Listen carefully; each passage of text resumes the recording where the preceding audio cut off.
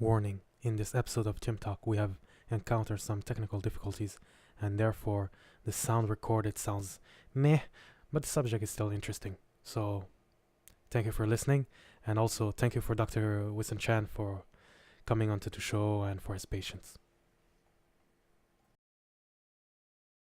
Hello everyone, this is Chimp Talk of the 21st Century. I'm here with Dr. Winston Chan, and I'm your host, Afshinpour. So thank you so much for coming. Nice to be here. Yeah, it means a lot to me. So I reached out to you via Facebook, Mm-hmm. and then you told me, send me all the information on LinkedIn. And it was funny to me because I didn't have a LinkedIn when I reached out to you. Really? Yeah, I didn't. So I just made my account, and then I pretty much messaged you. And I had zero connection, zero friends on my LinkedIn account. And then I look at yours and you have like 9,000 followers or something. So I was like, I don't know if this guy's going to believe me that I'm trying to have a show here.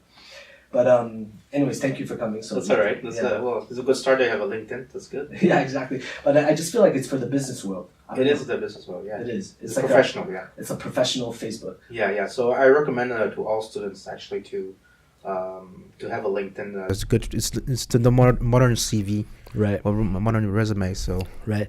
Speaking of resumes, I'm going to talk a little bit about you before I start questioning you. I'm just going to read because your resume is huge. So, Dr. Winston Chan is an entrepreneur and owns a health clinic in Montreal since 2004. He is the Sherpa delegate for the Canadian delegation at the 2016 G20 Young Entrepreneurs Alliance Summit. He is a member of the G20 B20 Task Force on Employment. He was the president of the board of the Federation of Young Chambers of Commerce in Quebec from 2011 to 2013. And in 2012, he was named by the Journal Les Affaires top 25 under 40 in Quebec. So yeah, how I discovered you is I was browsing the web, or I think I was on my Facebook, and then I click on this No, I wasn't on Facebook. I actually searched young entrepreneurs in Montreal, okay. And I think your article came up. Your article on the Huffington Post came up, and it was about how you felt like Montreal could be one of the top entrepreneurial cities in the G20s. And then I read your article, and I thought it was absolutely like fascinating and cool that you wanted to lead the way for young entrepreneurs in Montreal. And you felt like there were certain boundaries or restrictions that were stopping the growth or making it a little bit more difficult for entrepreneurs to start up in Montreal. Mm-hmm. I was wondering if you could talk about those issues and like, how do you believe we can overcome that in the future? Well, first thing for entrepreneurship, it's the most important to have a good entrepreneurship in Montreal or in any places in the world is to have a good ecosystem. So it's the same thing as you want to grow a tree in a forest. So you need to have the proper soil, proper light, proper water. Same thing for entrepreneurs, especially for young entrepreneurs. So you need the proper support, the proper access to capital, the access to have less proper regulation, but also less red tape. So all these elements helps entrepreneurs to flourish, and also a proper entrepreneurial culture. So when I wrote this article, it's about also now more and more young entrepreneurs think globally. So that's why I propose in the articles that we should have a better entrepreneurial mobility. What does that mean? That we need to help young entrepreneurs able to conduct international business abroad, and the immigration system, the whole system should able to adapt for that. Right. What do you think is like one of the main issues that's hindering the growth of entrepreneurs in the city? And well, there's many. Starting a business is very tough because you personally you need to have the right business model, the right business idea. So this is when you start. So after that, you need to have some access to capital. You need some the best mentoring, best support. So there's many factors, and you need also to have the right team to able to surround yourself with the right persons to able to thrive as an entrepreneur. So that's very important. But also in terms of government has to get out of the way In terms of you need to have less regulations. Something that helps the entrepreneurs able to access all of the service they need, and has less obstacles for those entrepreneurs. Right. And I was looking into it, and I felt like one of the obstacles that are out there are the application forms to start an enterprise. And these application forms are just in French. And I was just thinking to myself, if foreigners are looking at Canada as an option to start up their company, because they feel like Canada is a great country, it's safe and whatnot, and then they look at Vancouver, they look at Toronto, and then they're going to start looking at Montreal. And Montreal is an awesome city, but then when it comes to starting a business, they might be turned off because they see that they have to fill up all the application forms in French, which means that they're going to have to hire a lawyer to fill out these application forms. Now, is this an actual disadvantage, or does every startup have to hire a lawyer anyways? Well, for the forms, I think they have it in English from the Quebec, the provincial government. Okay. For the federal government, for sure you can have access to federal. English. I knew you can, but Yeah. I felt like French and Quebec rather. It was the application forms were just in French, and you had to hire a lawyer to. No, fill up. you have I have the forms. Actually, I do my forms all in English actually. Okay, cool. So so you can do it in English, but also, of course, you need to surround with a good team of experts, a proper lawyer, proper a good accountant, person in marketing, all these social media, you need a team of experts that helps you also to accelerate your growth. Right. So as a business person, yeah. Right. Yeah. What I like about Quebec is that obviously it's a French-speaking province, like unlike the other provinces. Well, Yeah. Ontario a little bit, but and I think French is a beautiful language, and I really don't want to respark the debate, the language debate. Yeah. But why do certain articles say that there's a lot of language laws that hinder the growth of business in Quebec? Personally, I didn't saw that Okay. obstacle. Right.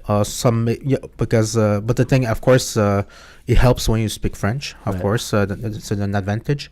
But I think most of the service you can have it access in English Okay. in Quebec. Yeah. Yeah, and it's funny because you keep hearing, loi 101, Mhm. and how your business name has to be in French, but I never see that. Like you look at Canadian Tire, there's a bunch of franchises that keep their English names. You know what I mean? Yeah. So how does that work exactly? Is it just in the application form that it has to be French, or? Oh no, because it is you can have an English name, but as long as the description is in French, or for example, like David Steed, you can, as long as l'été David Steed, it's okay, Okay. So what do you mean? Like if you can say it in English and in French, it's okay? Well, if you have like an English name, as long as there's a description saying it in At French, the bottom of the name? Okay. or bottom or in front, Okay. or before or after, yeah. Okay, so it's not that much of an issue actually. No, so I think the most important issue is able to find the proper support, mentors to help you to start a business. And it's a good market. It's a lot of people says is in other provinces it's hard to start. It's hard to start in Quebec a business, but if you need to be present, you need to know the culture. You need to know how people think here. Same thing in when you start a business in other countries. So Right. so you need to have somebody that's present, in Quebec to able to start a business properly. Yeah. Okay, I see. I also read online that Montreal has an abundance of low quality jobs and a lack of high quality jobs. And obviously, we're one of the cities in North America that breeds the most graduate students. We obviously have McGill and Concordia and a bunch of other universities. Why are a lot of these students leaving the province if there's Supposedly, a lot of economical growth. Well, the reality is in Canada and in most Western societies, the youth unemployment rate is pretty high. It's always the double of the average, of the national average of unemployment. Okay, did you say Montreal or did you say Everywhere in Canada, on most Western cities, youth unemployment is always the double of the average. And one of the problems the is average of what? of the employment average The unemployment average in in Canada. okay. So the youth unemployment is double of the Canadian average. Okay, the employment. youth unemployment. Youth Okay, I see. unemployment, yeah. Okay, I understand. So one of the problem with our education is the passage from education to the workplace. So most students are not ready to go from the books from university go to the workplace because lack of internship, lack of soft skills, lack of different there's different factors. So that's one main thing we see in different that youth is facing right now. Okay, one of the issues that we're seeing in youth is that there's a lack of opportunities, right? No, lack of opportunities. It's they're not prepared to go to the workplace. They're not prepared, so because the university is mostly theory, and so what you learn in the classroom is not practical in the real world. right. So that's one of the main problems. And we see that in most Western societies. So there's not so what we learn in school and university is not adapted to the real world. Okay, so you say so that's more of a educational issue rather than an economical one. You would say It's both. That's Actually. both. Yeah. Okay. So both. That's one issue. So Montreal isn't an exception to that rule. So it happens in Montreal. Yes, there's a lot of youth that has that can't find a job. We see that a lot in most countries. We see them a lot in Europe also as well. What do you think is like something that the government could do to create these high quality jobs and give more opportunities to youths?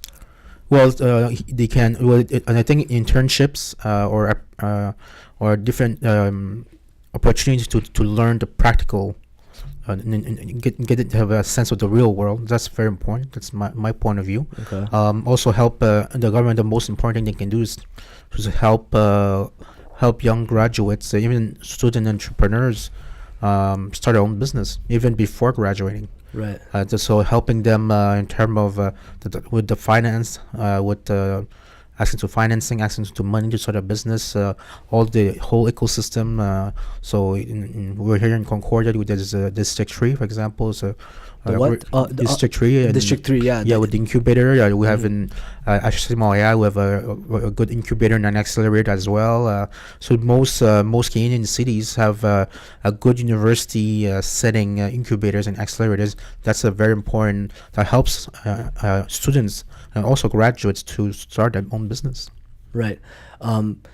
Do you feel like it would be feasible to have a state-ran incubator in the sense that like the state would play Dragon's Den with a bunch of entrepreneurs? You know what I mean? And maybe give them a tax break for young entrepreneurs, give them the funds they need to start a business, and in return of the tax break they would get, these entrepreneurs could give some of their revenues, a certain percentage for like maybe the beginning years. I don't know. Well, what the government can do is help to build the infrastructure that helps entrepreneurs to start a business and to grow a business.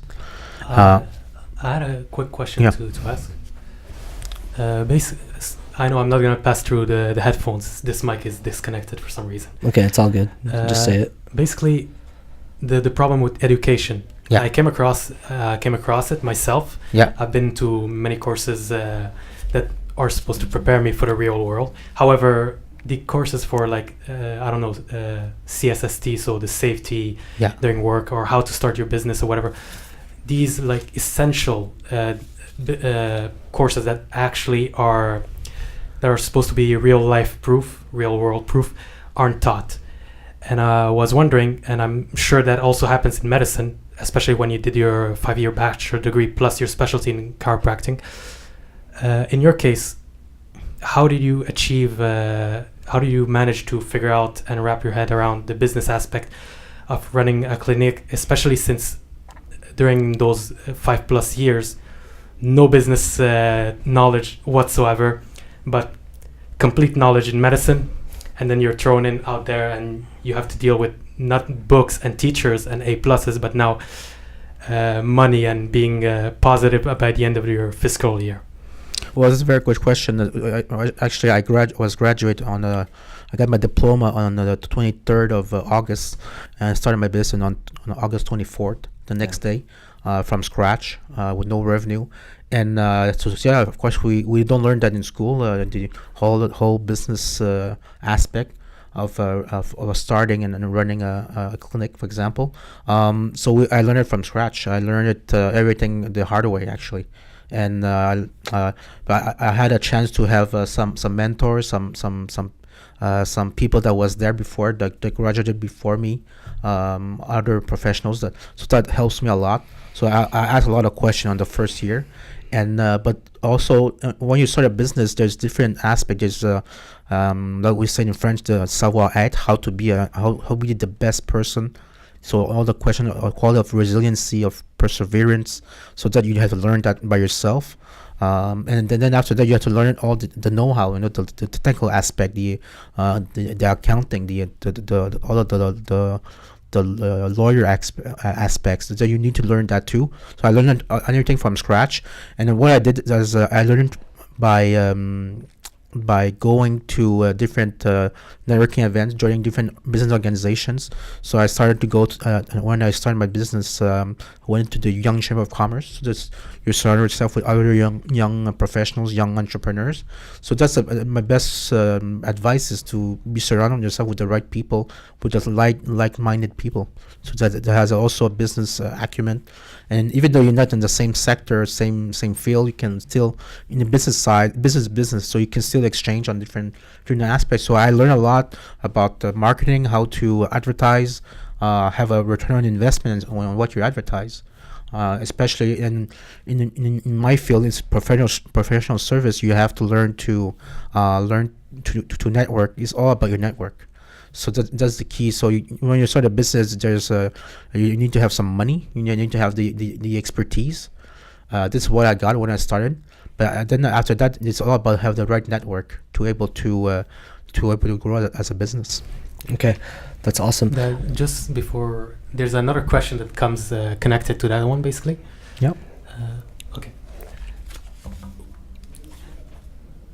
So basically, the business aspect, you need to network. So basically, with like-minded people that are business-oriented, so you can learn from them and exchange knowledge. However, there's one other aspect that isn't talked a lot, since you start now as a boss of your clinic, so you need to hire a secretary, an accountant, and everything. In that aspect, now they're your employees, and they're not. And sometimes you can come across people that aren't like-minded like you. For instance, I know 100% in medicine because I used to study and prepare to go in medicine before I switched fields. Everybody's really meticulous, and it's like laser focus. We have this mindset of being laser focused on whatever objective we have. And when we come to the real world and we need to actually now work in teams with other people that not necessarily thinks like us and doesn't have the same work ethic as us, what would be the most noticeable challenges that you had to face when you had to deal now with employees that weren't specifically from the medical field or with the same mindset of being laser focused on certain tasks in general? Yeah, so one thing we don't learn in school is how to hire and to manage a team of employees. So when I started from scratch, but I had an assistant to help me for all the paperwork, and the assistant have a bigger salary than me, because when you start, you have to pay them, and even though you don't have any clients at first, or you start from scratch.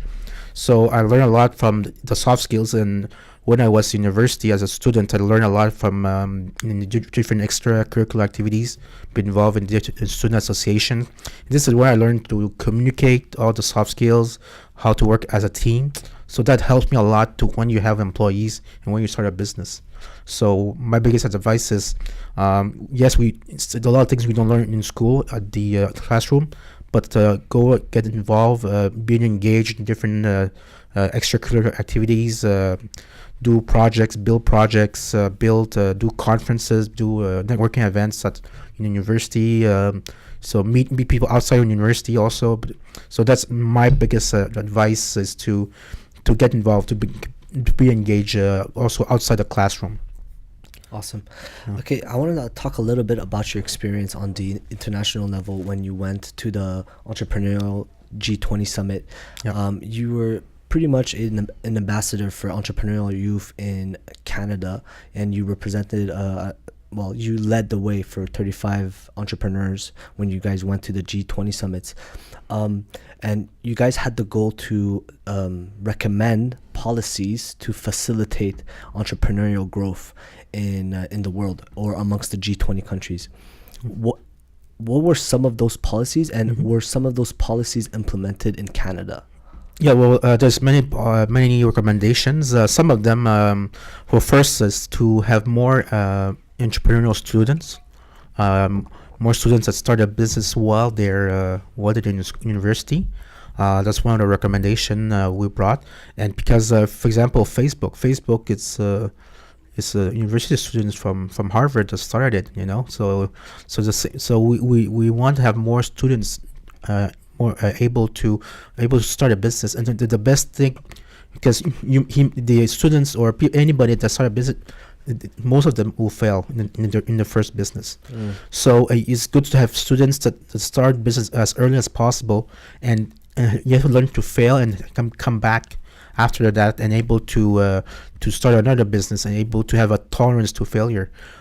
So that's very important. So that's one of the policies we recommend, is to support entrepreneurship among students, have more entrepreneurship among students. Second of all, we recommend also to have more incubators, more accelerators, and then we see that everywhere in the world right now. It's a big trend. Most societies now invest and support a lot of incubators and accelerators.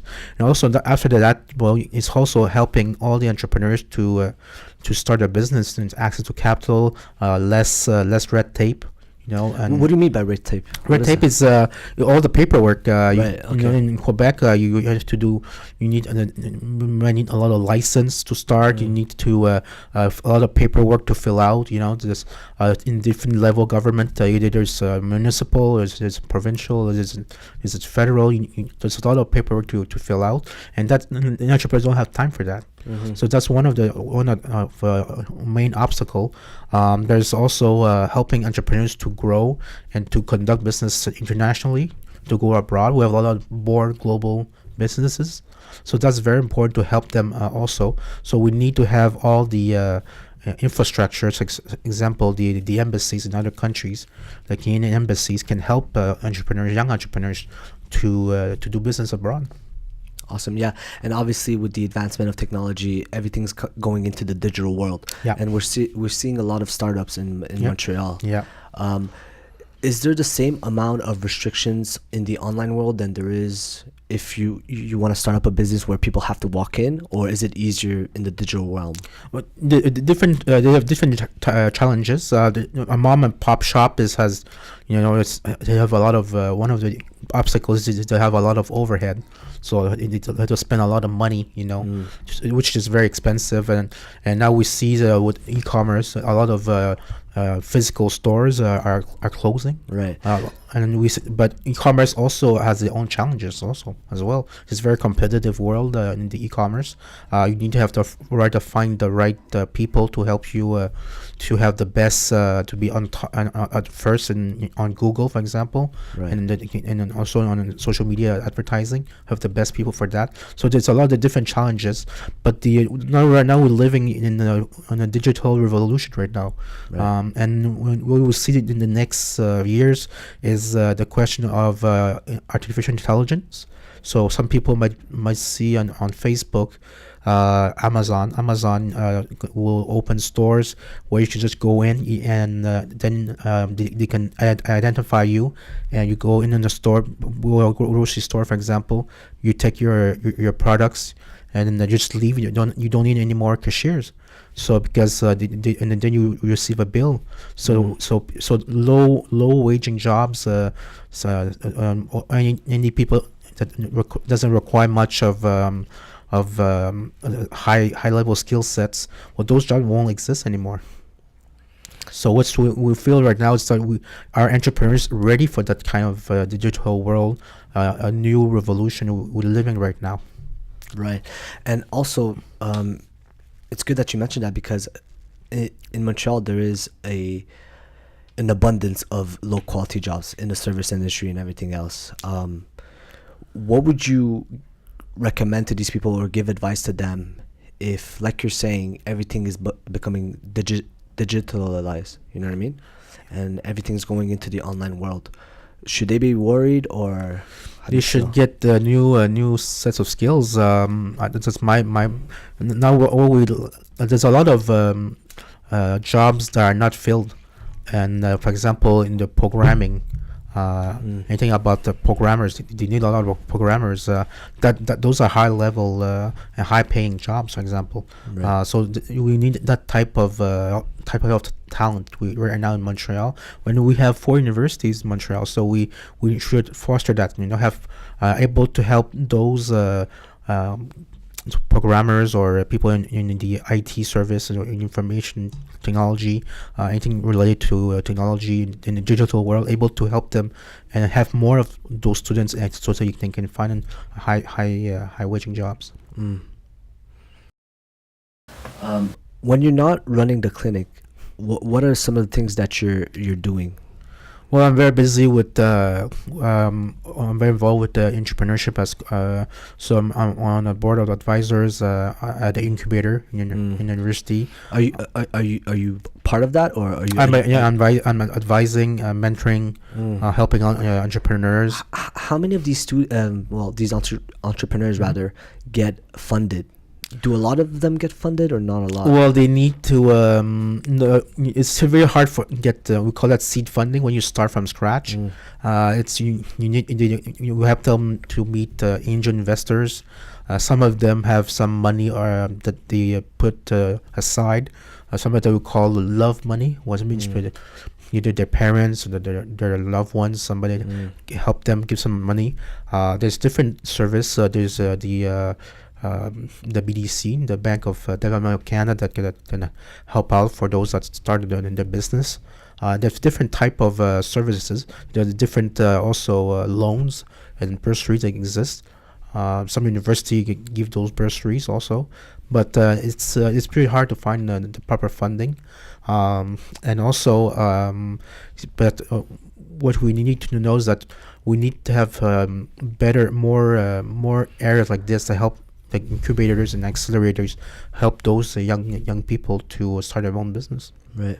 I just feel like the government has a lot of money, and they should invest in young entrepreneurs just to start a business here, and it just creates more jobs and just more money coming into more capital rather coming into the economy. I know. I know the new federal government right now with it knows that they want to have more young entrepreneurs, more women entrepreneurs, also more entrepreneurs in underrepresented groups such as ethnic minorities, immigrants, and different culture communities. Also, entrepreneurs from the First Nations as well.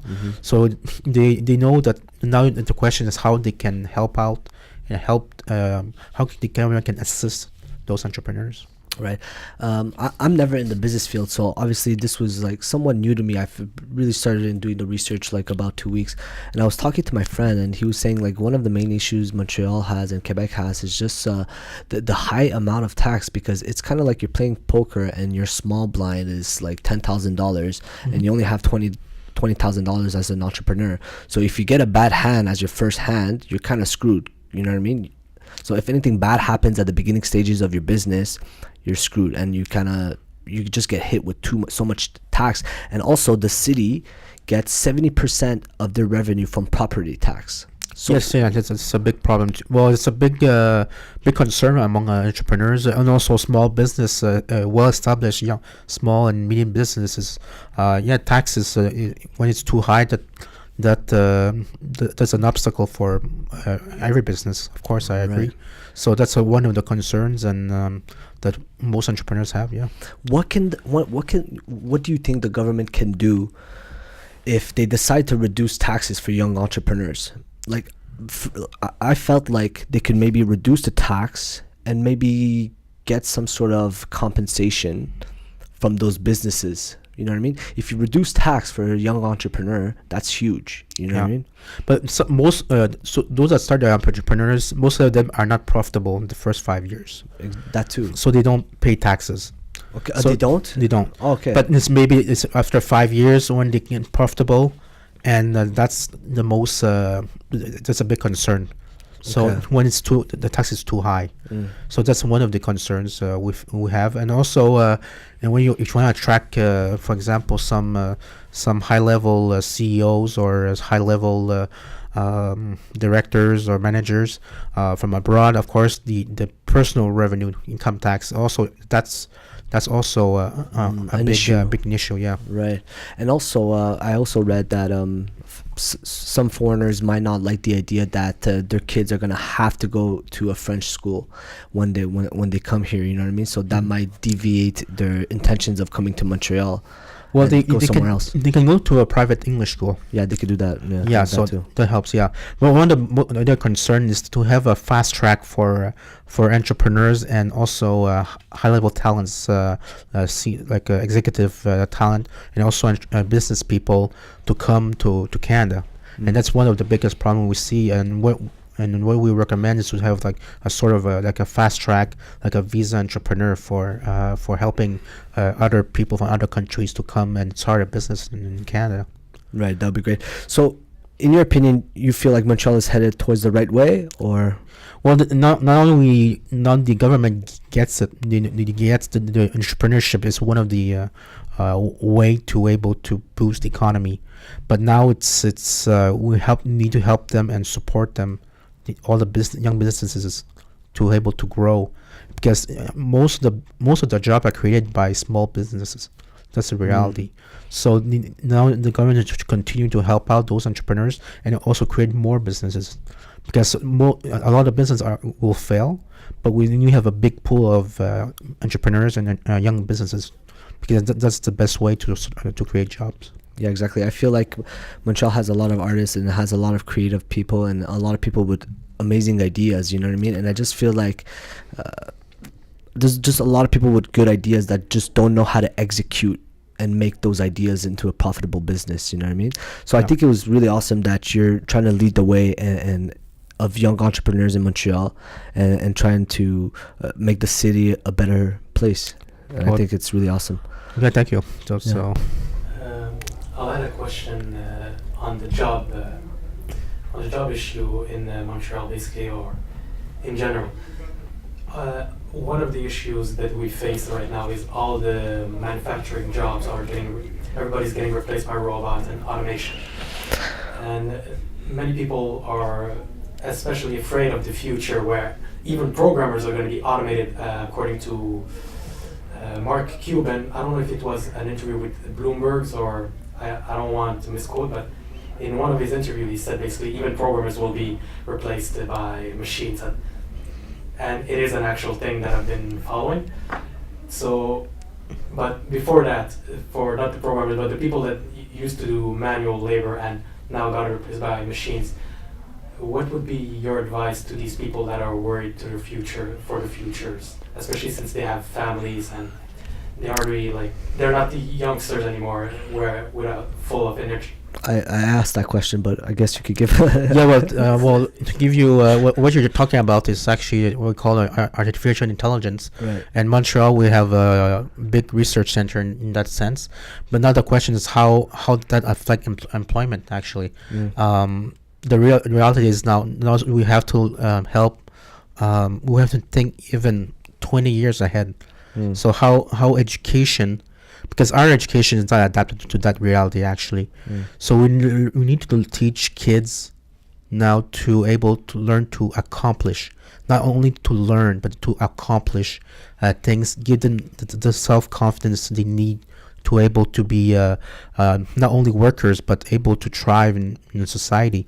And that's the most important thing, is help them learn by project and in learning the real world as soon as possible, because they yes, of course they need the basic knowledge, but they also need to accomplish projects, given projects to accomplish, and that's the best way. And they have to now it's about how they think, how to innovate. It's not about how do you use your hands or all the workforce in manufacturing jobs. It's all about innovation right now. So how to foster creativity among students and among kids In 20 years, you will have people able, machines that are able to help you translate, will help you calculate, help you program. So a lot of things you will, the machine and technology will help you. So you need to have, but you learn in school is how to, the critical sense, have learning, flexibility, agility. So only able to find, you have all the knowledge on the web right now, but you have to how to find information, how to analyze the information you're gonna need for your job, for your start your business. So it's a different type of, so learning in 20 years will have to be adapted to the real world, and we don't see that a lot right now. Yeah, it's true. It's not practical enough. It's a little bit of too much theory. Okay, you want to go ahead and ask another question? That brings me to two questions. Yeah. The first one, to be more specific, is like for people that might feel threatened by the future. What would be your advice for them to cope with the future, and how would you advise them to deal with it? Even though you're not a psychiatrist, psycholog. Yeah. Your expertise in the matter. The reality is that our parents, in our parents' time, so you have one job, maybe two jobs in their whole lifetime. Yeah. In our age right now, we'll probably have 5 or 6 type of jobs. And Will change every 5 years. Right. And in 20 years gonna be could be much more, and it's what we call lifelong learning. You have to learn new skills all the time, and adapt it to the real world. Right. So we don't have as long as we know, we don't have any more video stores right now, right? Mm-hmm. So the things like that, we don't have any more different service. We don't have any more because things have changed. So there's a lot of disruption. We see what's happening with the taxi service right now. Right. We see that in all the different fields. So we have to adapt to that reality, because technology will go very fast. So I think that my answer to that question is lifelong learning. Right. And also the economy is becoming very project oriented, in the sense that like you work on projects, you don't work on like a long-term salary, you know what I mean? That's right. It's everything is you accomplish a project, you get paid for it, you move on to another project. Yes. So that's what is coming. Okay, what's your follow-up question? The second question is basically, in school, one of the things that we notice the most, especially if it's a program like medicine. In medicine, you feel it, but well, basically, sometimes you're just like overwhelmed with schoolwork, and you're mostly focused on how to make it how to fill up and finish that schoolwork in a way that pleases the teacher, rather than how to make it the best. I don't know if you understand what I mean. Like nowadays, education is more like you follow a certain structure, right? Like I'll say mathematics, for instance. They'll give you a formula. You'll just have to repeat it. You don't have to think too much. It doesn't incite you to be creative and push you to be more creative and have ingenuity or whatever. And that same logic applies into many courses. Another one would be in linguistics, so either French, English, or whatever. We would push deep down your throat certain books. You have to read them, and you have to know certain, like I don't know, in chapter 5, what was on the painting in room XYZ. What's your question, bro? It's like the biggest setup for a question I've heard ever. Basically, we both feel that like books usually should be enjoyed and everything. I mean, I know it's my longest question. Basically, what I want to bring it to is like how do you see we can tackle the issue of helping and empowering teachers into converting their courses from linear, like straightforward way of thinking. So either you're stepping on that line or nothing. It's either this way or nothing. From a more open and accepting and pushing the students to be more creative and yeah. Well, there's an expression, you cannot teach old dogs new tricks. So for teachers, you just do your course, and do whatever they want to do. But in the meantime, do an internship, get a summer job, learn the real world.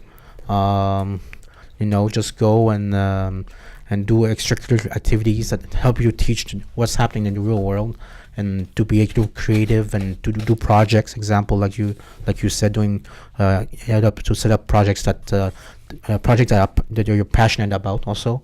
So it's also finding you have the right passion also, and when you have the right passion, creativity will come.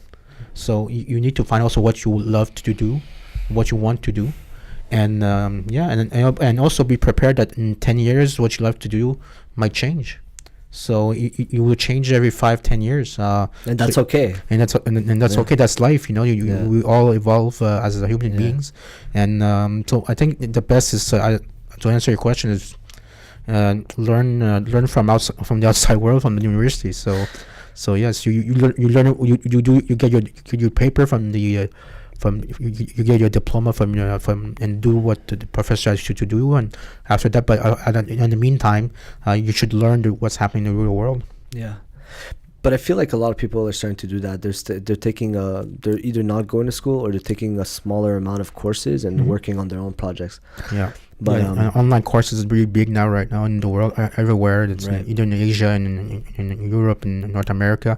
So there's all the different type of learning as well. Also, I don't know if I should say this, but I feel like education is not going to be as important just because we're growing up in the age of information, and you could get informed online to do whatever it is that you want. You know what I mean? You can find a business plan online and really use that as a reference to create your own business plan. You don't need to go to school to get a business plan. I feel like you just need to go to school for like specialties like medicine or engineering or everything in those fields. You really have to go to school. But I don't know, I just feel like we might see less and less people graduate from universities. What we're learning today, in 10 years, most of them are not even applicable. All the knowledge you learn. Yeah. So information goes so fast, and you have to be adapt to that reality. Yeah, exactly. Okay, so I think we're running out of time, so I'm gonna wrap this up with 2 more questions. This is more on a personal note. What's a recent life lesson that you've learned as of recently, and if you would like to share that with us? That'd be cool. Very good question. Something that you've recently subscribed to. An idea or a lesson or a lesson. Well, right now, what we learn is that most we have more and more. How we call it? There's two archetype of entrepreneurs right now. So when we did a study, it's one says that we have entrepreneurs that is willing to going abroad and want to grow a business with employees. That we call born global entrepreneurs. But we also have entrepreneurs that don't want to have a lot of employees but still want to go abroad, and we have also entrepreneurs that are more the ones to don't want to do business abroad, but want to have a lot of employees. There's a different type of entrepreneurs right now, and what we have to focus is those we call those leaders that want to grow a business, have a lot of employees, have a lot, and do business outside, and then most of them are mostly have a diploma. They're from universities, but we need to help them out and help them to make international connections. We need to help them to grow a business. So that's what we call born global entrepreneurs, and that's what we have to focus on right now. Right. And then there was a study on the Quebec Entrepreneurship Index, and it classified these 4 type of entrepreneurs. The ones that we call the born global leaders. We have the ones that mostly consultants. They don't have a lot of employees, but they have they're more an international mindset. We have those that don't want to go abroad, but the ones to have a lot of employees, that we call the local entrepreneurs. And then the other one, the self-employed, who don't want to go abroad and don't want to have any employees. So there's 4 type of entrepreneurs right now we have, and I think the government, the society, all the business sector should should focus on helping those born global entrepreneurs. Okay, you're saying that we should help out the global entrepreneurs, the Yeah. one that want to go outside the Yeah, country. go abroad and want to grow the business, Well, want to scale their business, What benefit does that give the government to help those entrepreneurs create out? jobs. You create But jobs. create jobs abroad. You said. You go abroad. Well, you can have open a business and sell abroad. So that's Okay, how but- you create wealth. But are you suggesting local entrepreneurs? Mhm. We should help out the local Yeah, entrepreneurs. they want to scale international. Yeah, Okay, yeah, but they sell the product internationally. Yeah. Is that what you meant? yeah. Oh, okay, That's okay. what we I call understand. you go abroad. Okay, I Yeah. see. So Okay. you want to expand, and you can, for example, David's tea. David's tea is started in Montreal. Now they everywhere in the States, everywhere in different provinces in Canada. There's different type of companies like this. Yeah, there's Squish Candies. They started in Montreal. They have now in Toronto. They have it in Vancouver and probably in the States very soon. So we have different type of businesses like this that are expanding and they are so they're really role models for us. Awesome. Okay, let's finish on a grateful note. What are you grateful for as of recently? I think the most important is to be most entrepreneurs when they start a business, they have to learn to manage their business. Of course, their staff, also also the different the cash flow, but they don't manage their health. And I think my biggest advice is always manage your stress, manage your health, have a good health, and be grateful that you're still healthy and able to do what you like to do and what you're passionate about. Yeah, that's good advice because a lot of entrepreneurs are trying to strive. Yeah. You know what I mean? To receive a better health as an end result of their efforts. You know what I mean? That's right. But sometimes they get lost. Yeah. Yeah, they put many years to have success, but you need to have a healthy lifestyle, healthy living, which is hard to balance both. Right. So it's a big challenge for most entrepreneurs. It makes challenge for everybody actually. Mm-hmm. So I'm grateful to be healthy and be surrounded by your loved ones that are healthy also as well. Exactly. Yeah, that's some good advice. Okay, so I'm gonna wrap it up. But thank you so much for not only coming here, but also trying to lead the way in Montreal and trying to really carry the weight of entrepreneurial growth in the city and try to make the city a better place. So I really appreciate that. And yeah, good luck to you and your endeavors and your ventures. Yeah, that was Chimp Talk of the 21st Century. Is there anything you want to say? Oh, do you want to give out your LinkedIn account or your Instagram? It's or Dr. That's Dr. Winston Chan. It's the same for Snapchat, Instagram, LinkedIn, Twitter, Facebook. Awesome. So you know how to contact him if you have any questions. Thank you very much. This is Chimp Talk of the 21st Century. I'm your host, Sam Afshinpour, and we're signing out. Thank you. Thank you. All right, awesome.